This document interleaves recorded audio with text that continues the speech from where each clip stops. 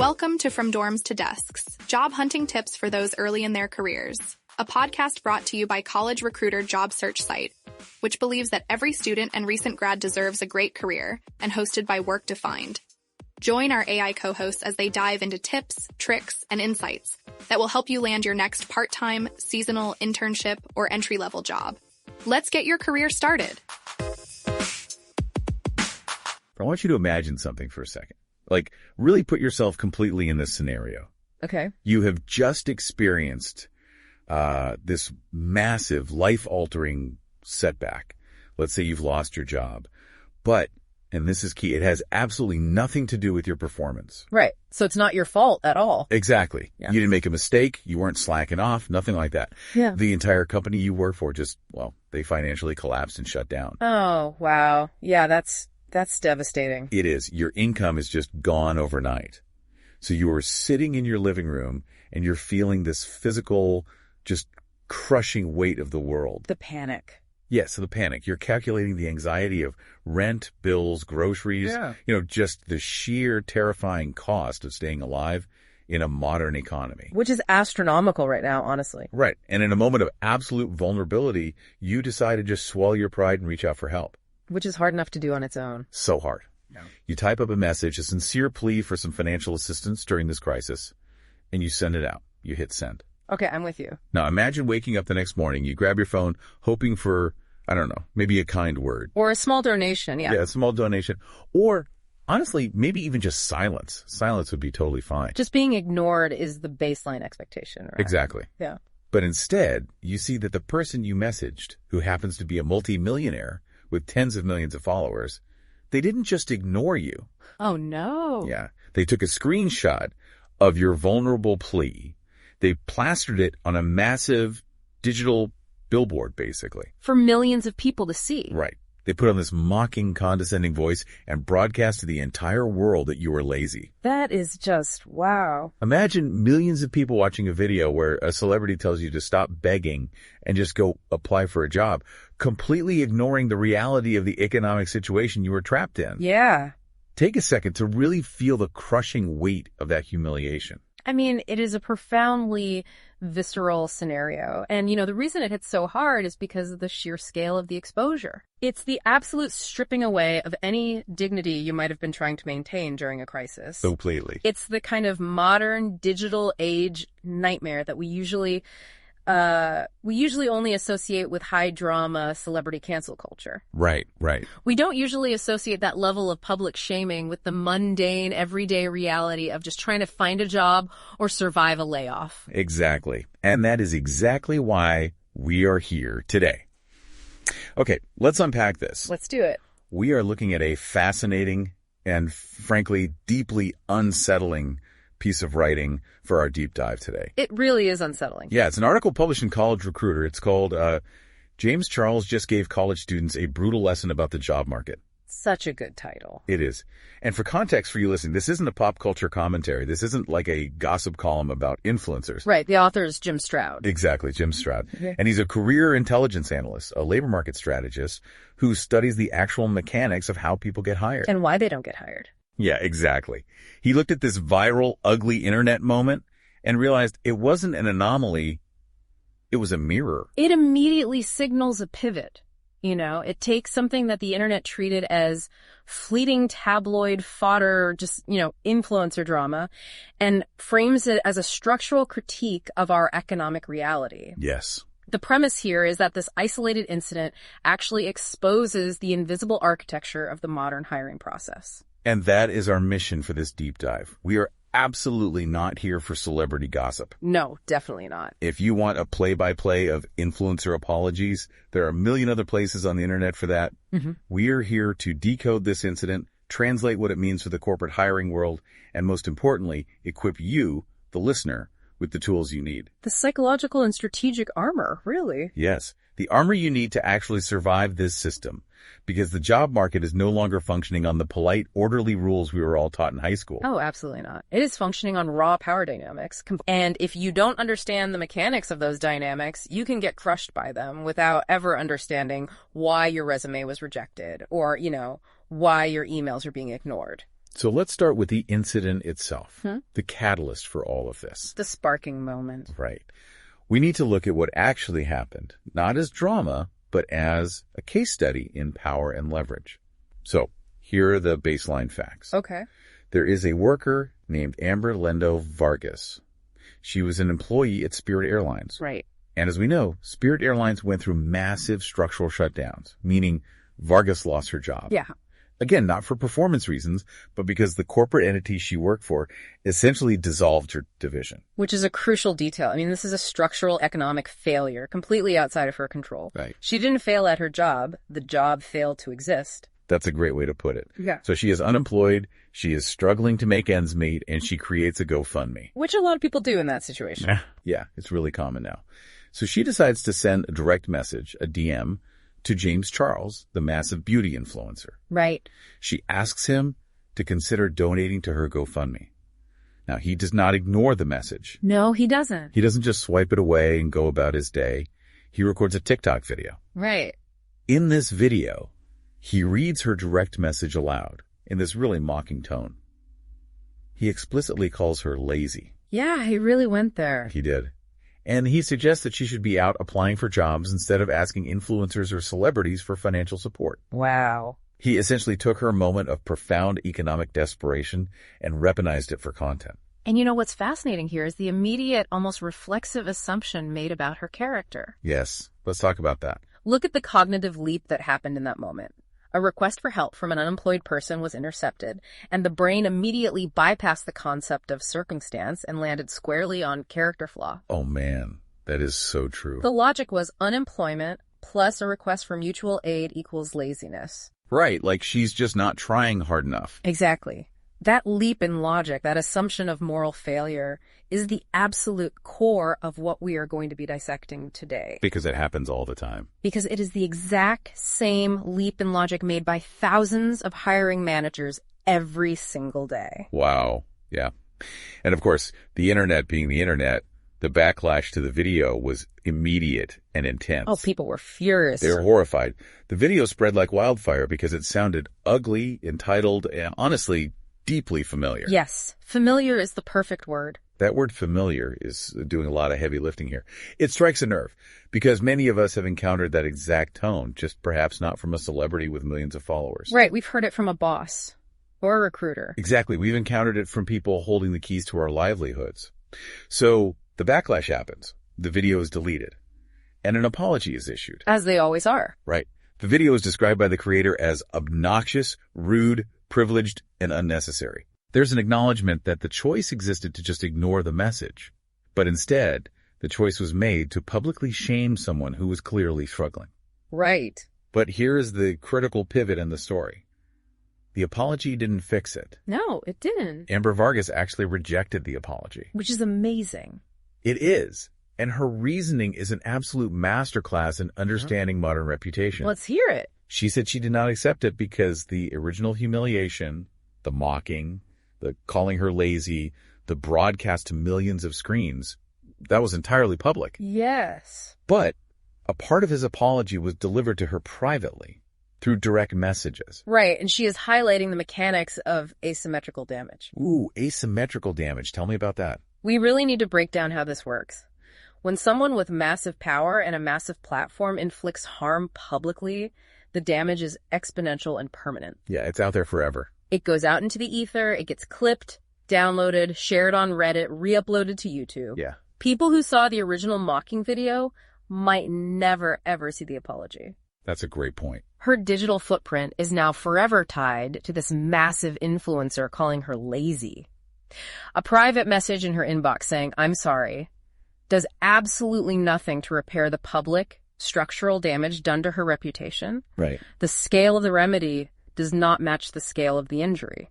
I always think of this like a company publicly firing you in the town square. Oh, that's a good analogy. Right.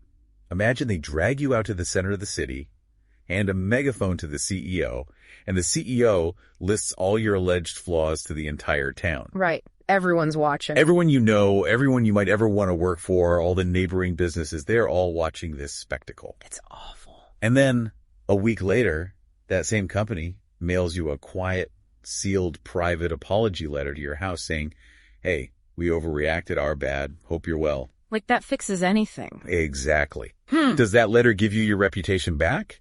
Does it fix the fact that the baker and the banker saw you humiliated? Not at all. The private regret is completely asymmetrical to the public harm. Right. The damage has metastasized.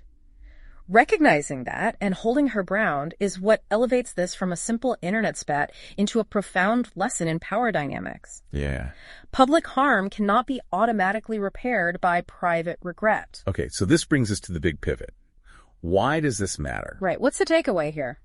Why should a college student or a recent grad or a 45-year-old middle manager who just got laid off care about a laid-off airline worker DMing an influencer? Because it feels very niche at first glance. It does, because realistically, most people listening to this deep dive are never going to DM a celebrity with a GoFundMe link. Probably not. But they absolutely will send a message to someone who has more power than they do. Precisely. They're going to reach out to a recruiter, a hiring manager, an alumnus of their university. A company founder on LinkedIn. Yes, someone who happens to work at the dream company they're desperately trying to get into.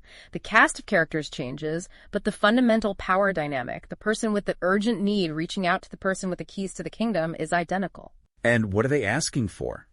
They aren't asking for GoFundMe donations. No, usually not. They're asking for advice, informational interview, a referral. They're asking if a role they applied to 3 months ago is still open. Right. They are following up after being met with total, deafening silence.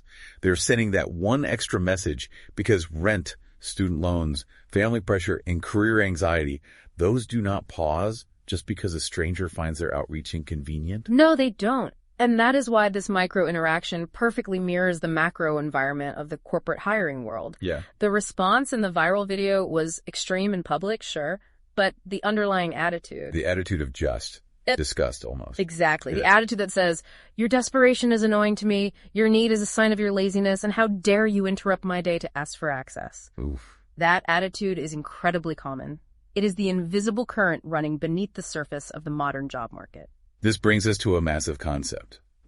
The death of the old script and the reality of the empathy gap. Let's talk about this old script. Oh, the old script. I love talking about this. Right. We are constantly told that students and job seekers are entering a labor market where the old script is breaking. But let's actually define what that was. Okay. The old script was basically the post-World War II American dream flowchart. Right. Step 1, step 2. You go to college, you get good grades, you use those grades to build a solid resume, you apply to open positions, you get hired, you work hard, and you climb the corporate ladder. Yeah, it was presented as a perfectly linear, predictable equation. Input A yields output B. Right. Now, we have to acknowledge that this script was never actually as fair as advertised. Oh, for sure. It always heavily favored certain demographics, certain socioeconomic backgrounds, and people with built-in generational networks. Of course. But crucially, it at least sounded orderly. It gave the illusion of a functioning meritocracy. Yes, the illusion. If you follow the steps, you will be rewarded. The mechanism was comprehensible. But I have to push back on this narrative that things are just getting a bit messy now. Okay, how so? Well, if that orderly script is completely broken, what are we actually left with? We hear the term messy news script, but messy feels like a massive understatement. It's a bit too polite. Way too polite. If entry-level jobs now require 3 to 5 years of experience, and if algorithms are filtering out resumes before human eyes ever even glance at them, hasn't the fundamental fairness of career building completely collapsed? Yeah. It doesn't feel messy. It feels completely rigged against the individual. If we connect this to the bigger picture, you are touching on the exact systemic despair that defines the modern hiring landscape. Systemic despair, wow. Yeah. The scale of competition has fundamentally mutated, and we need to understand why and how that happened. Okay, lay it on me. When you graduate today or when you re-enter the market after a layoff, you aren't just competing with the person sitting next to you.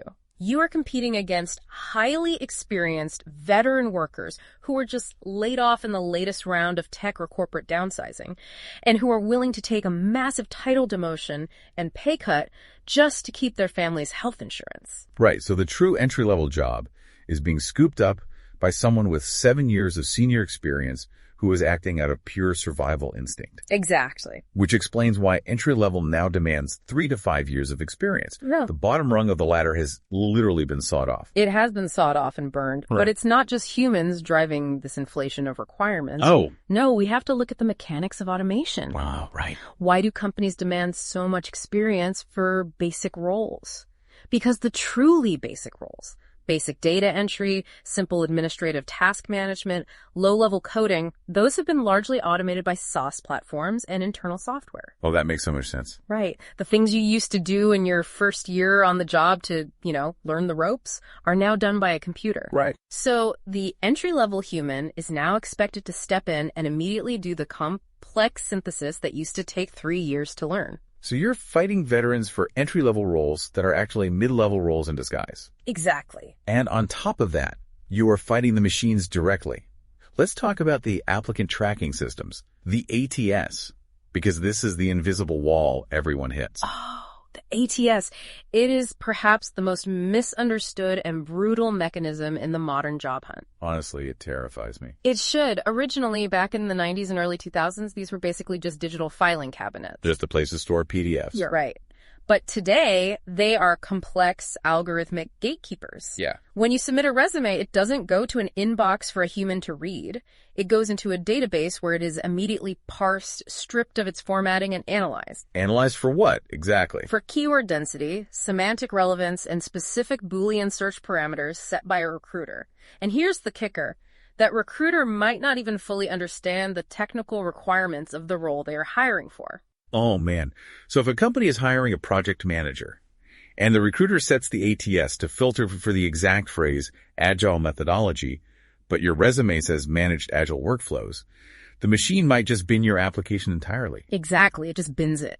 Because it lacks the precise semantic match. Just over one word. Over one word. And it goes deeper. Many ATS platforms use knockout questions or automatic disqualifiers based on employment gaps. Knockout questions. Yeah. If the machine detects a 6-month gap in your employment history, regardless of whether it was due to a global pandemic, taking care of a sick parent, or a company shutdown like Spirit Airlines, the algorithm flags you as a risk. And then what? It automatically moves you to the rejection pile. A human being never even knows you applied. That is terrifying. But here's where it gets really interesting. Because the applicants are fighting back with their own technologies. Oh, it's the arms race, yes. Right. The market is now flooded with AI-assisted applicants. You have people using generative AI to perfectly customize their resumes and cover letters at mass scale. Yeah, it's wild. They can apply to 500 jobs a day using scripts that automatically pull the keywords from the job description and inject them into their resume to trick the ATS. It is an absolute arms race of algorithms. You have robots writing resumes specifically designed to be read by robots. Which is just bizarre when you think about it. It is.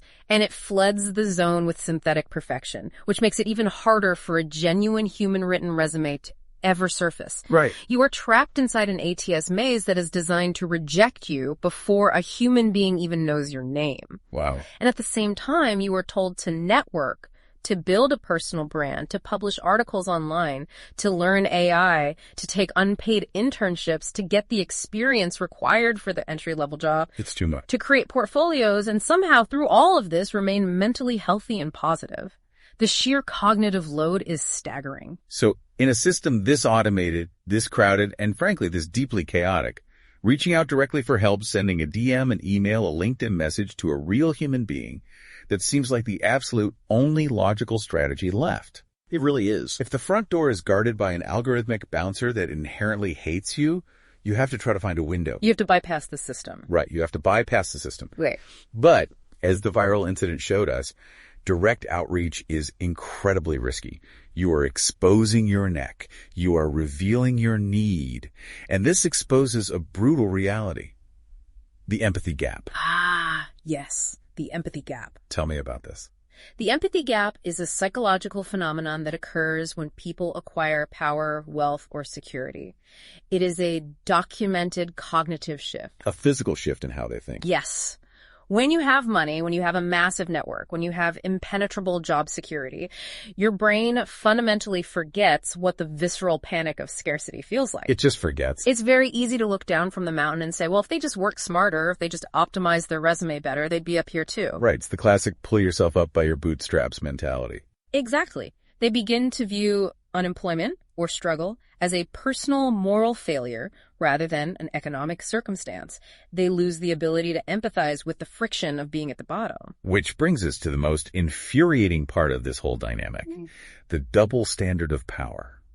Let's look at the hustle versus begging dichotomy. This is so important. The job market is absolutely full of people who quietly believe desperation is a character flaw. Yeah. They don't broadcast it on TikTok, but they embed it in the DNA of their corporate culture. This raises an important question about how we fundamentally define persistence in a professional setting. Okay, let's hear it.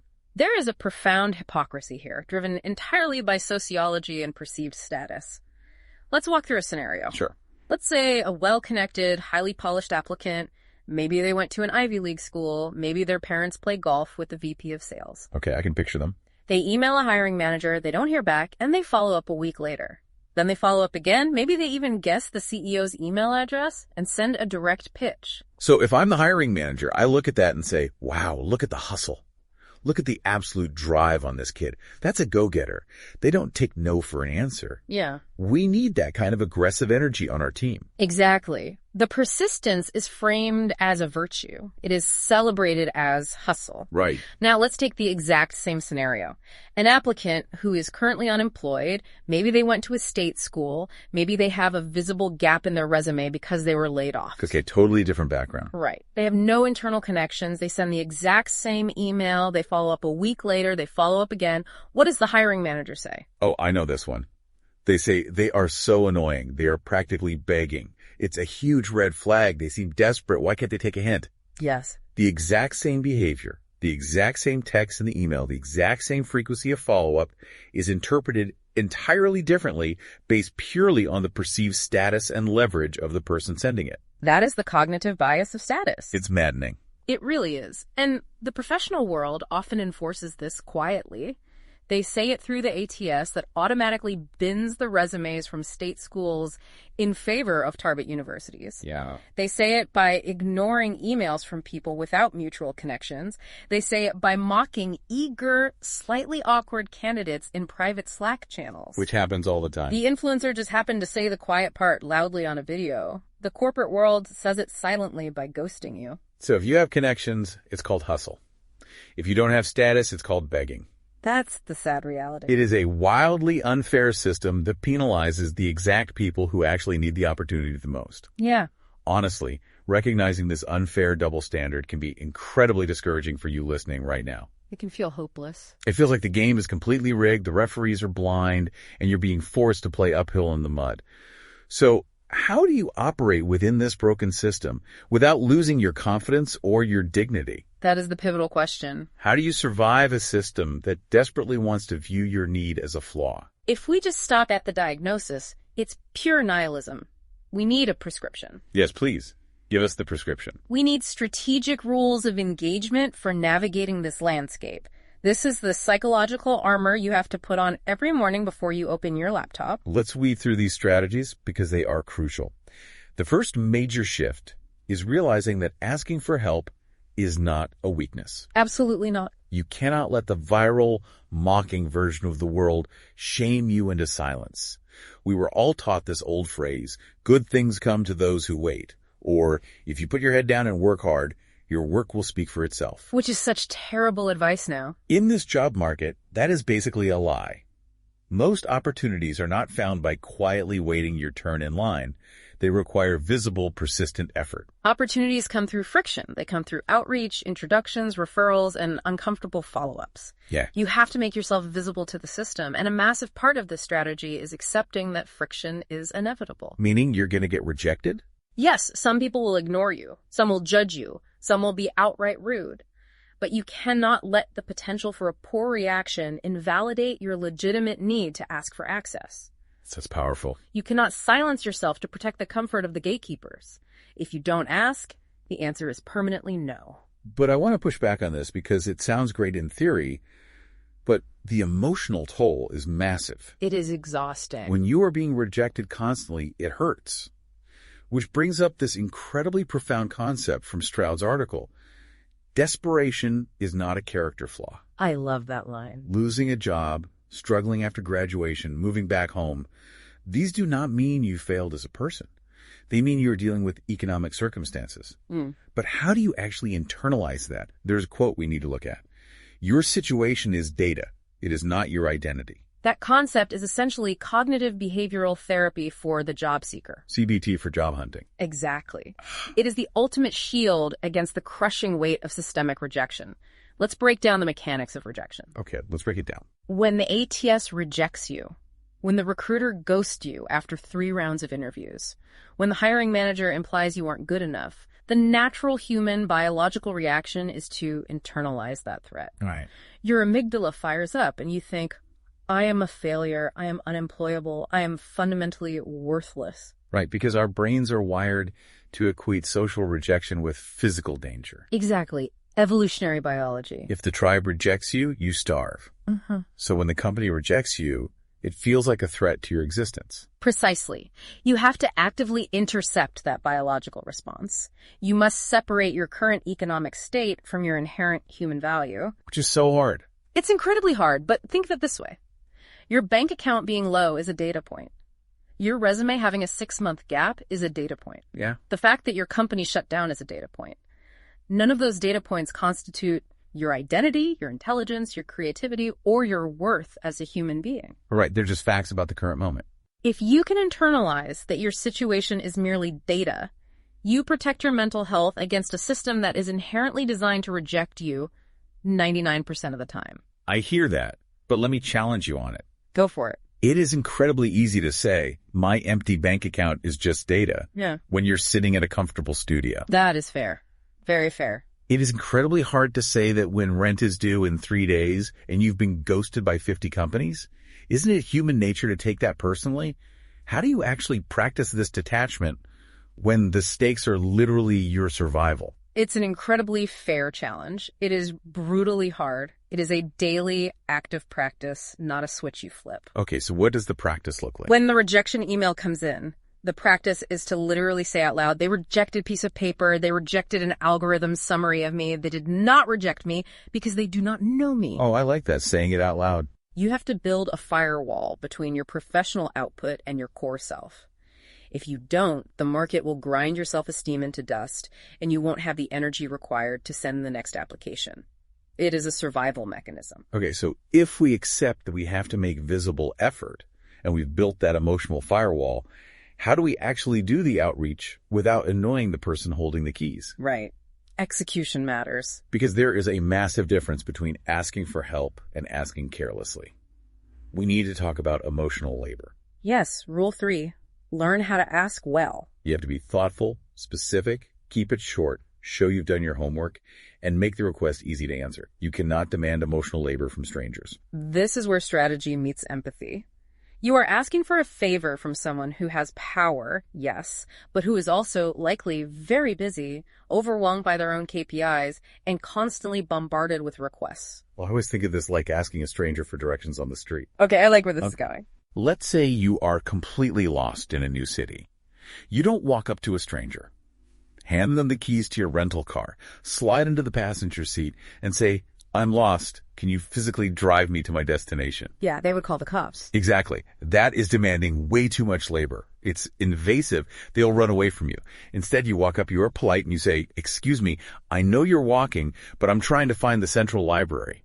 Do you know if I should go north or south on this street? Right. You make the request incredibly easy for them to fulfill. It takes them 2 seconds and 0 calories to point north. That is a phenomenal analogy because it perfectly illustrates the concept of reducing friction. Reducing friction. You are reducing the friction of helping you to absolute zero. If you DM a CEO or a VP on LinkedIn and say, I just graduated, I'm unemployed, I need a job, can you help me? You are handing them the keys and asking them to drive you to the destination. Which they won't do. You are demanding that they take an hour out of their day to evaluate your skills, scour their internal system for an open headcount, figure out who the hiring manager is, and act as your unpaid agent. They will absolutely ignore you. Because it's overwhelming. Exactly. But if you DM them and say, "Hi, I saw your recent article on Q3 market trends. I am an aspiring data analyst trying to break into the industry. Based on your experience, would you recommend I focus my portfolio projects on Python or SQL? One sentence is all I need. Thank you for your time." Oh, that's so good. One sentence is all I need. You will ask them to point north. It's specific. It shows you did your homework and know who they are, and it's incredibly easy to answer. They can reply on their phone while waiting in line for coffee. But let's unpack the tension here. Yeah. How does a job seeker balance these strategies? What do you mean? Well, we just established that we need visible effort, and we have to push through the silence and follow up. But we also just established that we cannot demand emotional labor or be annoying. Where's the line between being persistently visible and becoming an emotional burden to a stranger? If we connect this to the bigger picture, the line is drawn entirely by the value you offer in the interaction, even if that value is just brevity, respect, and low friction. Right. Visible effort is about volume and consistency across a wide network, reaching out to 20 different people, following up once politely. Demanding emotional labor is about the weight of the individual request. So it's about the ask itself. Exactly. You can knock on 20 doors, but you can only ask for a glass of water, not a 3-course meal. Oh, I like that. Persistence is fine. Entitlement is the burden. You must never confuse professionalism with silence. A clear, respectful ask is part of career building. But the moment you feel owed a response, you've crossed into entitlement. That makes total sense. And this ties directly into understanding how power changes how messages are received. We talked about the hustle versus begging dynamic and anticipating cognitive biases. You have to understand these power dynamics strategically, not as a defeat. Right. Don't look at the unfairness of the system and say, well, it's rigged, so I give up. I'm taking my ball and going home. Yeah, that doesn't help you get a job. Look at it and say, okay, the person I am messaging has more access, more security, and more options than I do. They might view my request through a lens of privilege. They might have the empathy gap. Right, you're factoring in their blind spots. Exactly. Understanding that allows you to tailor your message. You anticipate their biases. You make your message so sharp, so frictionless, and so professional that you bypass their internal filter that flags desperation. Wow. You don't let their power make you feel smaller. You use your understanding of their psychology to outmaneuver them. And there is a long game here too. Your reputation is built on how you treat those with less leverage. This is a lesson for the future. Today, you might be the one sending the DM, trying to get someone to point north. Right. But 10 years from now, you might be the one holding the keys. It's the golden rule of networking, applied longitudinally. Yeah. The way you respond to someone who needs something from you tells the absolute truth about your character faster than any meticulously crafted personal brand statement ever will. For sure. If you remember how much it hurt to be ignored when you're at the bottom, you will be a profoundly better leader when you reach the top. Which is such a sharp, necessary critique of corporate culture right now. Oh, it really is. Everyone has a meticulously crafted personal brand on LinkedIn. Mm-hmm. Everyone is posting thought leadership about empathy, vulnerability, and servant leadership. Right. But how do they actually treat the desperate applicant in their inbox? Usually with silence, annoyance, or an automated rejection from a no-reply email address. Yeah. Which perfectly sets up the final pivot we need to make today. Yes. So these strategies are fantastic armor for the applicant. They teach you how to survive, how to reframe rejection as data, how to ask strategically without demanding emotional labor. All crucial tools. But what about the people sitting on the other side of the desk? What about the massive corporations? What lesson does this viral moment hold for the gatekeepers themselves? This brings us to the corporate mirror. We cannot let the HR and talent acquisition professionals off the hook here. Definitely not. This story should deeply bother anyone working in recruiting or corporate leadership. Not because recruiters are making TikToks mocking applicants, most aren't that foolish, but because the underlying behavior, the casual dismissal of human need, the flexing of asymmetrical power, has a professional version that happens 1,000,000 times a day in corporate America. The professional versions of that mocking video are everywhere, and they read like a horror story for job seekers. Oh, they really do. Let's list them out. Ignored applications that sit in a portal for 6 months. Yeah. Interview processes that are just abandoned halfway through. They make you do 5 rounds of interviews, take a personality test, build a customized presentation that takes you 40 hours of unpaid labor, and then they literally never speak to you again. Ghosting after a final round is just cruel. It's awful. Yeah. Vague, automated rejections that provide zero feedback. Lowball salary offers that intentionally exploit a candidate's obvious desperation. Yes, taking advantage of the layoff. Right. Yeah. Corporate jokes in private Slack channels about desperate applicants. All of this comes from the exact same emotional neighborhood as the influencer mocking the unemployed airline worker. This raises an important question. Why does this happen so frequently and so systemically in corporate culture? Why is it so normal? Why is it normalized to treat applicants with such profound disrespect? The answer is chillingly simple, and it goes back to our core theme. Power dynamics. The power imbalance is the point. The hiring manager has the open role, the salary, the health insurance. The recruiter has the access to the hiring manager. The candidate simply has the need. Yep. That massive imbalance creates a dynamic where basic human respect is viewed as optional by the party with the power. They treat applicants poorly simply because there are no immediate consequences for doing so. And it highlights this incredible, massive irony in the corporate world today. Companies spend absolute fortunes on employer brand. Oh, millions of dollars. They hire expensive PR agencies. They make slick, high-production videos about their amazing collaborative culture. They talk about their core values, their ping-pong tables, their commitment to mental health and work-life balance. Right, the whole song and dance. But then, their actual talent acquisition pipeline, the very first interaction a human being has with their brand, treats applicants like disposable noise. Exactly. The marketing says, we care about people, but the infrastructure says, you are a nuisance until proven profitable. Oof. A nuisance until proven profitable. That's bleak. It is. But the landscape of accountability is shifting rapidly. In the viral incident, the unemployed worker was handed a megaphone because of the sheer fame of the person who mocked her. Right, the internet rallied around her. The asymmetrical damage was reversed. Now, most job candidates do not get a viral moment. They don't get 1 million people defending them on Twitter when a company ghosts them after 6 interviews. But they do have their own megaphones now. They do. Today's candidates are highly connected. They have Glassdoor. They have Reddit communities like Roar/recruiting hell. They have LinkedIn, Slack groups, university alumni networks, private group chats. Word travels fast. If a company's hiring process is toxic, Yeah. if they ghost people after forcing them to do free work, if they treat applicants like garbage, that information spreads. The internet forced accountability onto the influencer. He apologized because the internet made him. But most corporate gatekeepers never face that kind of sudden, concentrated public reckoning. Right. There's no viral apology video from HR. Exactly. They don't wake up to 1 million angry comments. They just quietly move on to the next resume in the stack, completely unaware of the silent, compounding damage they're doing to their company's reputation. And this leads to a massive realization for companies. Candidate experience is not a marketing slogan. It is exactly what people say about you when they needed a fair shot and you made them feel small. Let that sink in. It is exactly what people say about you when they needed a fair shot and you made them feel small. It's the truth. You cannot buy a PR campaign expensive enough to fix that kind of structural, grassroots reputational damage. When candidates feel small, when they feel exploited, they talk. And eventually the best talent, the people who actually have options, will simply refuse to apply. It's a dire warning to corporations that the empathy gap isn't just cruel on a human level, it's fundamentally bad business. It rots your talent pipeline from the inside out. Okay, we have covered a massive amount of ground here today.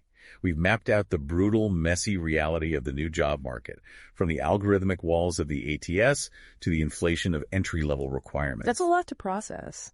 We've examined the psychological armor and strategic rules you need to survive it, reframing your situation as data and asking for directions instead of a ride. And we've looked at the stark warning issued to the corporate gatekeepers holding the keys. Yeah. Let's pull all of this together and figure out what you, the listener, should actually do tomorrow morning when you open your laptop. The synthesis of all this analysis is really a call to strategic persistence, deeply insulated by self-worth. Strategic persistence. The job market is going to test you. It is going to test your confidence in ways you might not be prepared for. There will be days when the algorithmic silence makes you feel entirely invisible, and days where the automated rejections make you feel vastly underqualified. That's inevitable. You have to remember that the market inherently rewards people who already have the polish, the insider knowledge, and the existing networks. Which is exactly why you have to keep reaching out. You have to create your own friction. Yeah. You are allowed to ask for help. You are allowed to follow up on that email. You're allowed to need guidance from an alumnus. You are allowed to try and network before you feel 100% confident in your personal brand or your resume format. But you must do it with care. You must be specific, respectful, and concise. Show your effort. Make it easy for the gatekeeper to point north. Right. And most importantly, and this is the absolute core of the message, if you do all of that, if you play the game perfectly and they still respond with cruelty or mockery or deafening silence, do not internalize it. Do not let it become your identity. Exactly. Do not let their empathy gap become your identity crisis. Do not confuse their lack of empathy with your lack of worth. Needing help does not make you lazy. Treating people like they're beneath you does. Wow. So what does this all mean? I want to pull on one last thread before we go.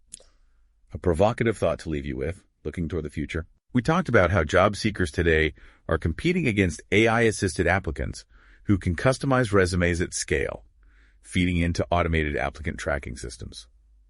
We have robots writing resumes specifically for robots to read. Right, the synthetic loop. The front door to the job market is becoming entirely synthetic. It's sterile, it's keyword optimized, it's completely devoid of humanity. It's an escalating arms race of algorithms, where the human being is almost entirely abstracted out of the process until the final round. Right. So if the front door is becoming entirely synthetic, completely guarded by AI, maybe the back door, the direct message, the personal email, the slightly awkward, unpolished LinkedIn note is actually the only human thing left. Oh, that's an interesting thought. Think about the viral incident that started this whole conversation.